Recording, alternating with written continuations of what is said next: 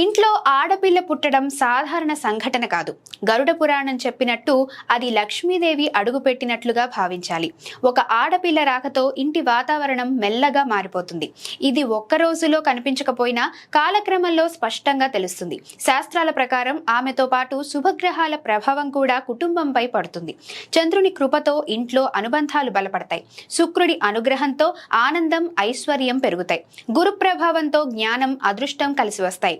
అందుకే పెద్దలు ఆడపిల్లను ఇంటి లక్ష్మి అని పిలుస్తారు. ఆమె నవ్వు ఇంటికి శాంతిని తీసుకువస్తుంది. ఆమె ఉనికి కుటుంబంలో ప్రేమను పెంచుతుంది.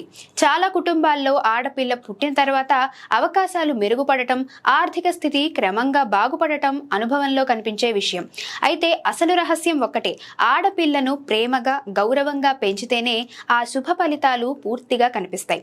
ఆడపిల్లను అర్థం చేసుకుని అవకాశాలు ఇస్తే ఆమె నిజంగా కుటుంబాన్ని వెలుగులోకి తీసుకెళ్లే శక్తిగా మారుతుంది.